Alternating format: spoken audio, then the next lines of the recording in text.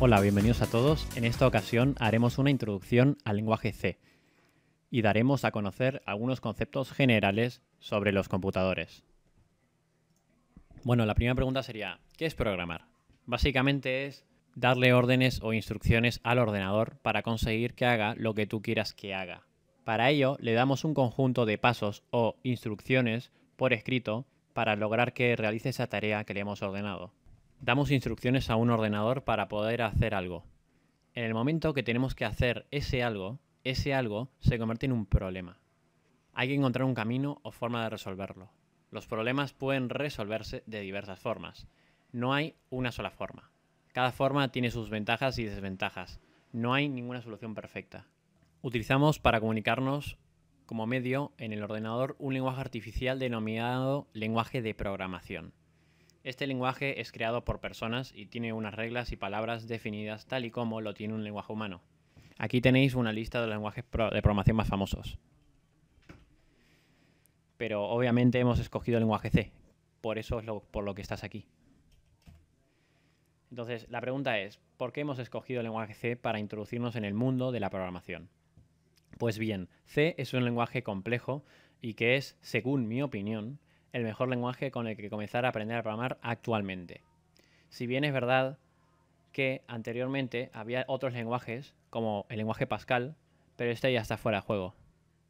C prácticamente no nos oculta nada de lo que realmente sucede en el ordenador. Esto es bueno ya que podemos saber qué es lo que pasa detrás.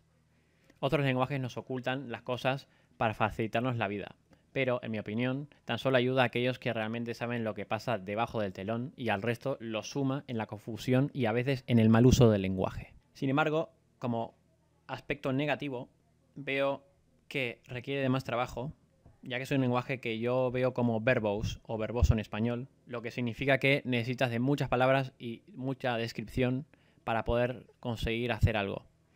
También es un lenguaje complicado y además es propenso por ello a cometer errores.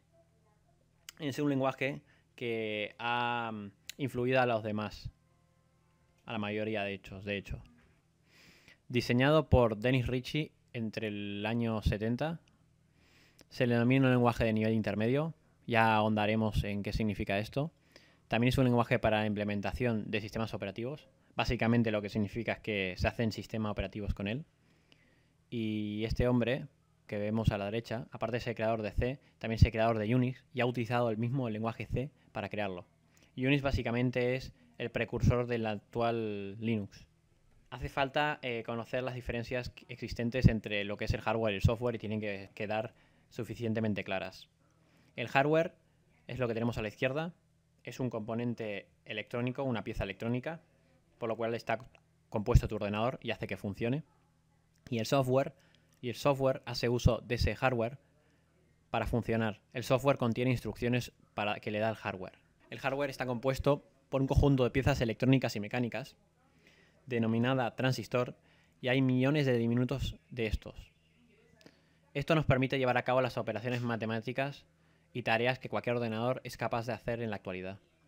Llevan a cabo dichas tareas gracias a una específica organización y conexión entre muchos de estos dispositivos. Son semiconductores de electricidad y por ello permiten o no que pase esa electricidad.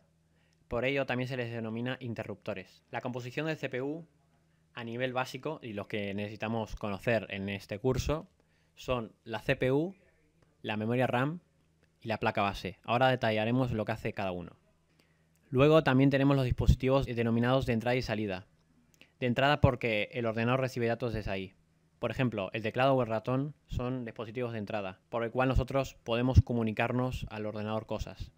Luego están los de salida, por el cual el ordenador se comunica a través de él para hacernos saber cosas a nosotros. Luego, el CPU, como hemos hablado antes, es lo que se denomina la mente pensante. Administra las diversas tareas que hay que hacer en el ordenador. Es quien lee esos programas y los ejecuta. Luego tenemos la memoria RAM. La memoria RAM es un gran almacén donde se guardan todas las cosas, todos los datos. La CPU es quien se encarga de leer, recuperar o guardar información cuando se necesita. Luego tenemos la placa base. Es la pieza sobre la cual todo hardware está montada. Aquí tenemos la CPU y la RAM, por ejemplo. permite la comunicación con los diversos componentes del PC.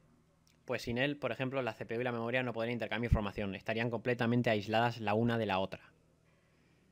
Se le dice bus en la jerga informática, se le dice bus al cable por donde circula la información de un componente a otro. Por ejemplo, un CPU puede comunicarse con la memoria RAM que hemos explicado antes gracias a un bus que permite que ambos estén comunicados. Este bus está ubicado en la placa base. Vemos cómo CPU y memoria RAM se comunican el uno al otro con la placa base y como los dispositivos de entrada y salida también lo hacen.